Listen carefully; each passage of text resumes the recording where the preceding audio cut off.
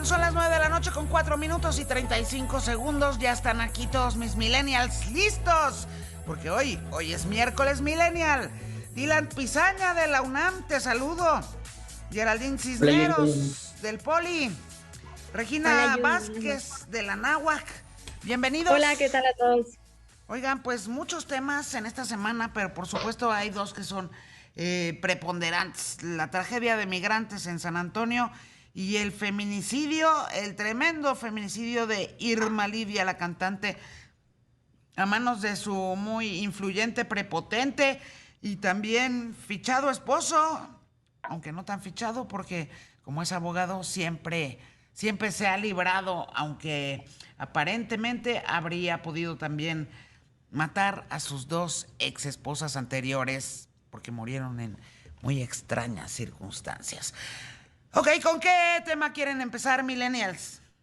Pues yo creo que empezamos con este tema, Yuri, con Irma Lidia, ¿no? Desgraciadamente, eh, pues sí, un feminicidio más en México y en la Ciudad de México, ¿no? Y cómo se vuelve a revictimizar a la víctima, ¿no? Que por la diferencia de edad de esta relación, ¿no? Y no darnos cuenta que en verdad es un feminicidio lo que pasó y como tú lo comentas, ¿no? El ex esposo, ¿no? Es un agresor, ¿no? Y que Irma Lidia ya lo había denunciado en diciembre, ¿no?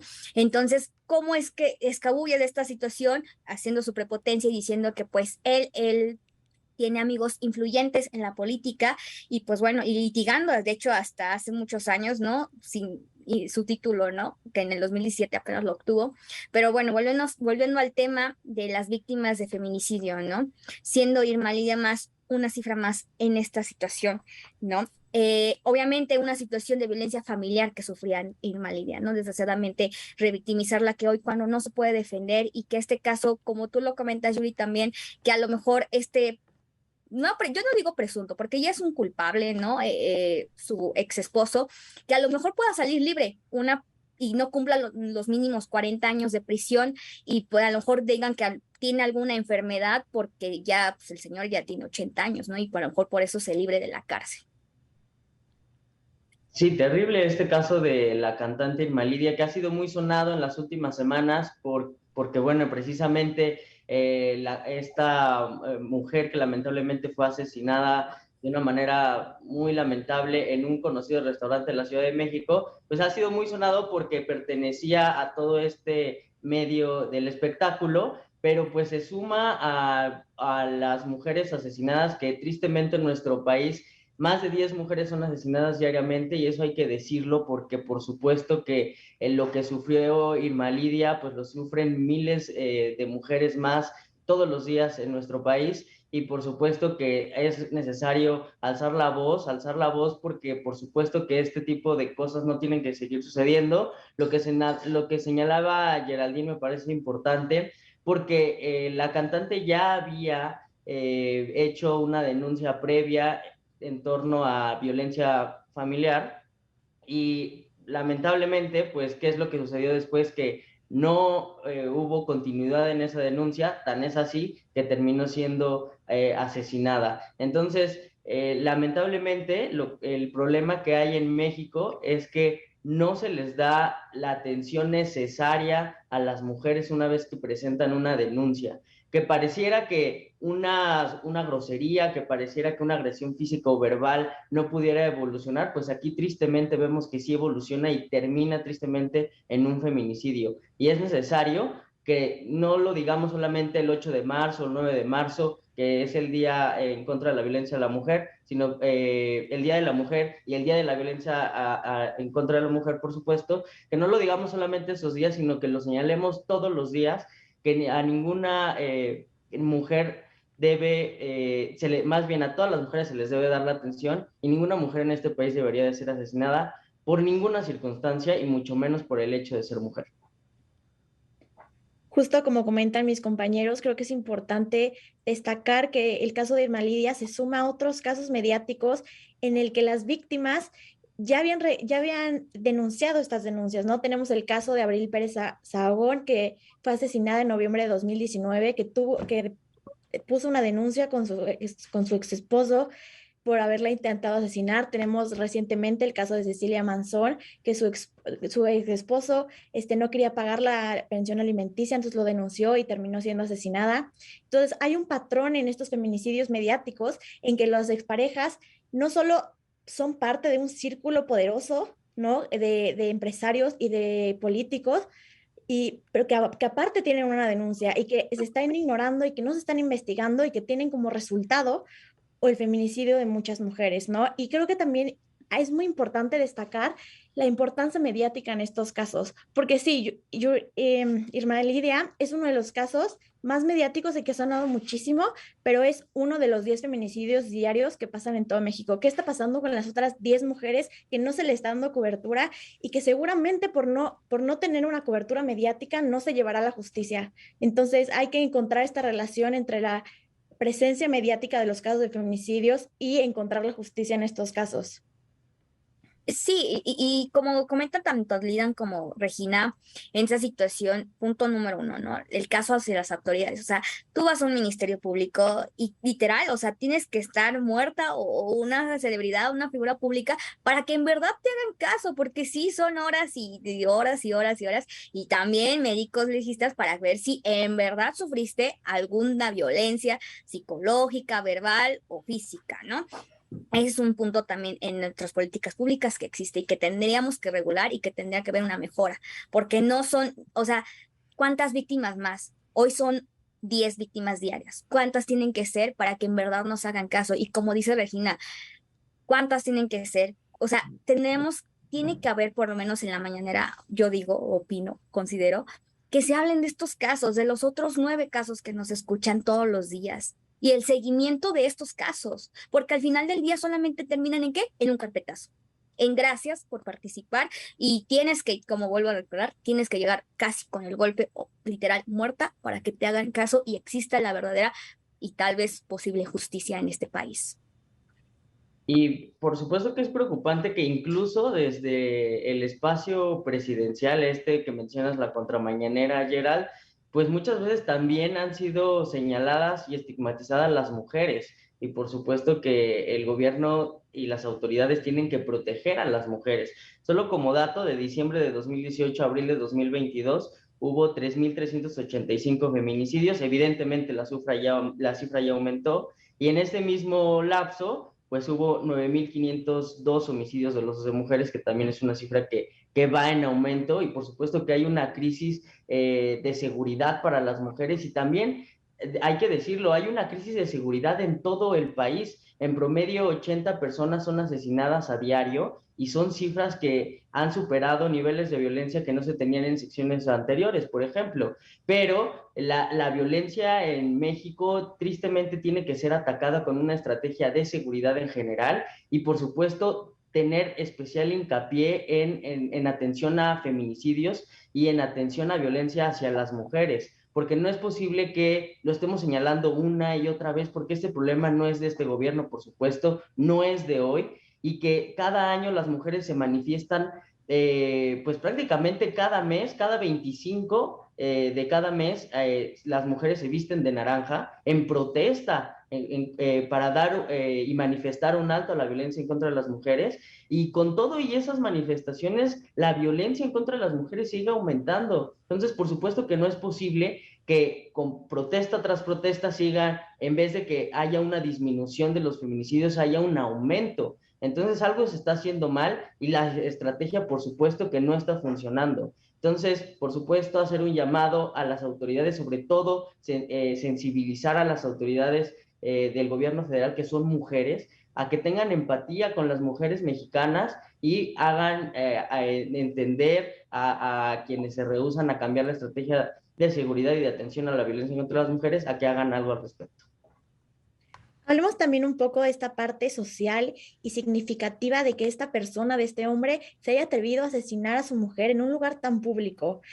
El cinismo del acto, el cinismo pues, de la impunidad, de la confianza, de la corrupción de este país, y decir, pues no importa que la mate aquí en público y que todos sepan, porque yo tengo amigos, ¿no? Se ha documentado que ha tenido amigos como Genaro García Luna, como Gers Manero, como Andaro Martínez Zapata, el director del Centro Nacional de Inteligencia, y que esta persona haya dicho, pues me vale, la voy a matar aquí, y haya decidido confiar en la impunidad que existe en este país y en la corrupción y que la violencia ante las mujeres siempre queda impune. Entonces, es importante destacarlo y preguntarnos qué está pasando con la sociedad de México, que en lugares tan públicos a los hombres, algunos hombres feminicidas, no les importa actuar directamente contra la mujer. No, no, y por supuesto que lo que estaba sucediendo en ese restaurante con un arma de fuego, pues obviamente era muy complicado que alguien se metiera a defender, ¿no? Digo, tristemente, esa es la realidad, porque incluso el calibre, se ha dicho en los medios de comunicación, con el que fue asesinada, pues atravesaba incluso chalecos antibalas, ¿no? Entonces, también habría que ver ¿qué está sucediendo con este tema de las armas de fuego, que también es un tema que ha sido controvertido en los últimos días, para que una persona de manera, pues con toda la libertad pueda entrar a un restaurante donde hay un ambiente familiar, donde hay comensales, donde hay gente conviviendo, platicando, comiendo, y que pueda entrar con un arma de fuego deliberadamente y utilizarla para matar a alguien, ¿no? Entonces, por Pero, supuesto que hay que tener atención en ese tema. o sea, bueno, también en la carpeta de investigación se comenta que pues de hecho esto ya estaba planeado, o sea, ¿cuántos cómplices más? Porque ahorita nada más detuvieron a este señor y a su chofer, a su guardaespaldas, pero ¿cuántas personas no hubieron implicadas en este asesinato? O sea, desde el gerente, los empleados, los meseros del lugar, ¿no? Porque ya era una situación, de hecho ya el señor ya hasta había reservado un área especial, obviamente, para que esto sucediera. O sea, y también como, ¿por qué vas a solucionar algo de ya de un divorcio con un arma? O sea, ¿dónde está la Y, situación y dónde está la justicia en el país? Bien comentábamos de los casos de feminicidio. No hay que irnos tan lejos. Hace unos meses estábamos hablando de Devani. ¿Y qué pasó con el caso de Devani? A pesar de que es mediático, no hay un culpable. No hay un culpable hasta el momento. Y de hecho, eso es uno de los 9 casos, ¿no? Y no solamente pasa en la Ciudad de México o en Nuevo León, pasa en toda la República Mexicana. Y no hay una situación y hay una ineficiencia de las políticas públicas de seguridad hacia nosotras las mujeres. ¿Cuántas víctimas más? ¿Cuántas más o somos cifras de esto? ¿Cuántas mujeres tienen que pasar para que en verdad exista la justicia en el país? no solo son cifras, son seres humanos, eso hay que entenderlo, ¿no? No solo son números en una computadora, son seres humanos, son mujeres que necesitan la ayuda de toda la sociedad y sobre todo del gobierno federal, que ojalá y haya sensibilidad en este tema. Así es. Tantas preguntas que tienen obviedades como respuestas, porque las obviedades lamentablemente no han llegado al sistema de impartición de justicia en México cuando nos parecen tan obvias las respuestas. Gracias, millennials. Voy a la pausa, regreso con ustedes.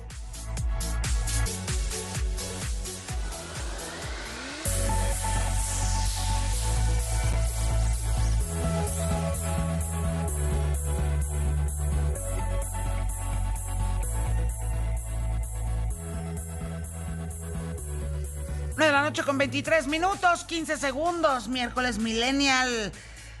Ya están conectados desde hace rato por acá mis millennials. El segundo tema que escogieron para hablar y abordar el día de hoy, la tragedia absoluta del tráiler en el que murieron hasta el momento 53 migrantes asfixiados.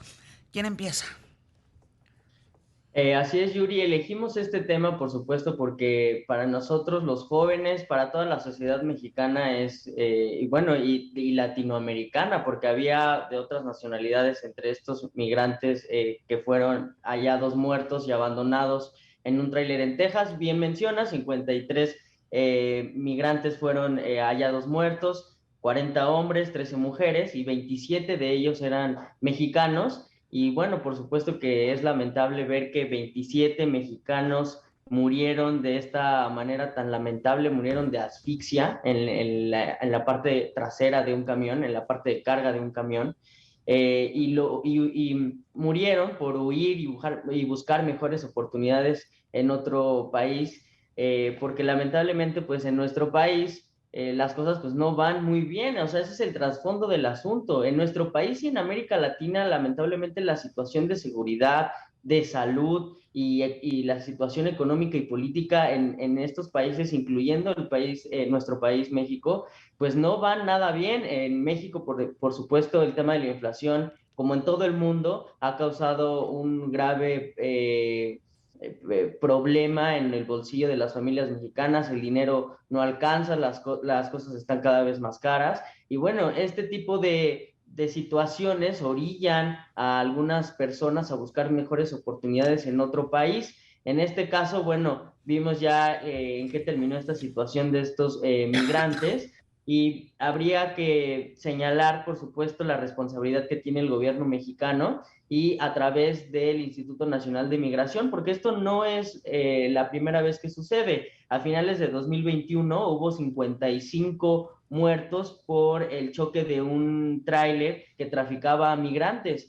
Entonces, ¿qué está haciendo el Instituto Nacional de Migración? Por supuesto. O sea, ¿cómo esas personas que llegaron a Estados Unidos, que se trasladaron en este camión, hoy explicaba el titular del Instituto Nacional de Migración que según las investigaciones aparentemente, aunque no lo asegura, no pasó por México e incluso las autoridades estadounidenses no detectaron en 2 puntos de revisión que había migrantes dentro de este tráiler. Pero estos migrantes que llegaron a Estados Unidos, aunque no pasaron por el tráiler precisamente en México, ¿cómo llegaron a Estados Unidos? O sea, esa es la pregunta que habría que hacernos. O sea, pues no llegaron en avión, por supuesto que llegaron y tuvieron que atravesar por tierra nuestro país y luego cruzar la frontera. ¿Y qué responsabilidad tiene el Instituto Nacional de Migración? ¿Qué responsabilidad tiene el gobierno mexicano en este asunto y en el asunto del 2021, a finales de 2021, que al final no hubo ninguna responsabilidad para el instituto? Entonces, por supuesto que si no hay responsables, pues esto va a seguir sucediendo una y otra vez. Ujú. Así es, y nuevamente volvemos a lo mismo, ¿no? Poner en una mochila tu vida, pero sobre todo tus sueños y sobre todo este gran sueño americano que tienen miles y miles de mexicanos y miles de latinoamericanos, ¿no? Por una mejora de vida, ¿no? En salud, economía y sobre todo laboral, ¿no? Migrar es de ser humanos, pero no en estas situaciones inhumanas que nos comentan, ¿no? O sea, aproximadamente se comenta que es de 60 grados en los cuales murieron asfixiados estos migrantes, ¿no? Entonces, situaciones inhumanas. Y como dice Dylan, ¿cómo es que faltaban 2 filtros? O sea, y filtros cañones que son los de Estados Unidos, o sea, y también hablemos también de las cifras que no, bueno, no hay que ver tampoco a los migrantes como una cifra, ¿no? Pero hablemos de las cuántas veces, o sea, cuántos migrantes tampoco también mueren durante esa situación, ¿no? O sea, este caso es mediático, pero bueno, cuántos inmigrantes también por este sueño americano también mueren en la frontera.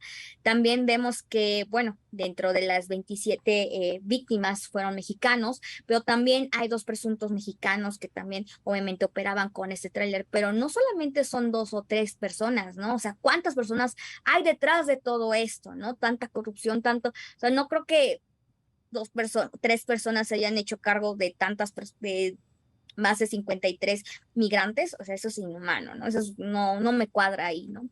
Y también estas situaciones, ¿no? Por una mejora de vida, por una mejor estabilidad económica, ¿no? Cuando vemos que, pues, nuestro país está cayendo poco a poco más y más el peso mexicano, ¿no? Por todo, por conseguir el gran sueño americano.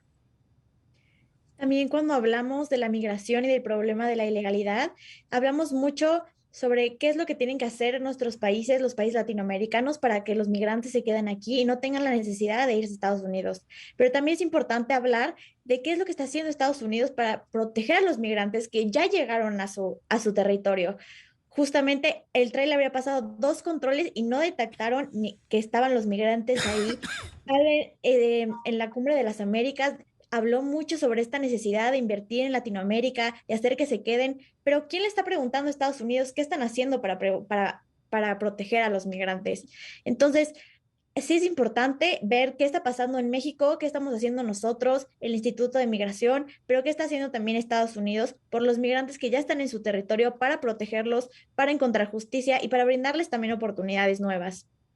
Y es que tiene que haber acciones coordinadas de todos los países de América Latina y por supuesto de Estados Unidos, de Canadá. Es preocupante el tema, por ejemplo, de que el presidente de la República, el presidente López Obrador, no asistió a la Cumbre de las Américas, pues también eso te habla de que no hay una colaboración conjunta entre Estados Unidos y México. No es posible que dos jefes de Estado de países tan importantes y que padecen este grave problema de migración, pues no se puedan poner de acuerdo, porque al final si no hay acuerdo entre estas dos personas, que pareciera algo tan elemental como un acuerdo entre dos personas, están involucradas miles, miles y miles de personas.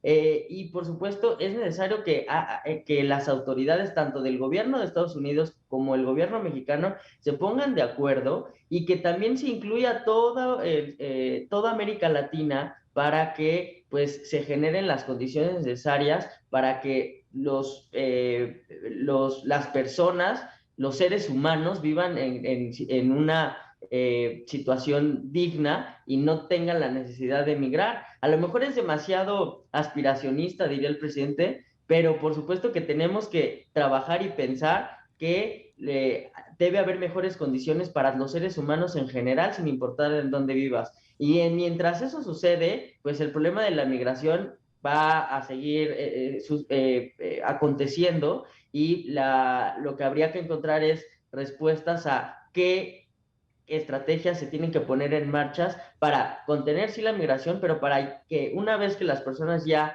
están en esta situación de migrar a otro país, pues qué condiciones se les están dando. Como bien mencionaba Regina, en Estados Unidos y en México se les tienen que garantizar condiciones humanas a todos, porque pues más que otra cosa están huyendo de una situación grave en sus propios países.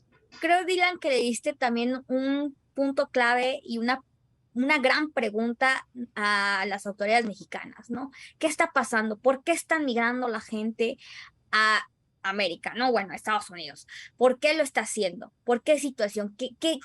¿Cuál es el problema en el cual, por qué aquí en su país no está esa calidad de vida que se pretende que esté en otro país? O sea, ¿dónde está la calidad humana? ¿Dónde está la vida digna? ¿Dónde está el empleo? ¿Dónde está el sueño, no? ¿Por qué te tienes que ir de tu país para una mejora de vida? ¿Por qué no te quedas en tu país? O sea, ¿qué es eso? O sea, esa es la gran pregunta que se tendrían que hacer las autoridades mexicanas y todas las secretarías para una vida digna y que te quedes en tu país y que radiques en tu país y que tu propio país te brinde las herramientas para que tú puedas seguir adelante y no tengas que poner tu mochila, tus sueños y poderte ir y quién sabe si puedas vivir ese sueño que tanto deseas. Y es sumamente importante cuestionarnos y cuestionarle al Poder Ejecutivo cuáles son sus prioridades. Si la prioridad es proteger a los migrantes, hacer acuerdos de migración con otros países, encontrar una manera de trabajar o quedar bien con Nicaragua, con Cuba o con Venezuela. En estos eventos internacionales que se deciden las estrategias de trabajo, de cómo enfrentan estos problemas, pues el presidente de la República dijo, yo no voy. Creo que es muy importante preguntarnos dónde está la prioridad y dónde quedó la importancia de estas 27 personas mexicanas que murieron en esta tragedia. Y más que todavía no podemos contar. Claro. Porque este fenómeno no es nuevo. Ya se habían encontrado varios tráilers con migrantes, ¿no?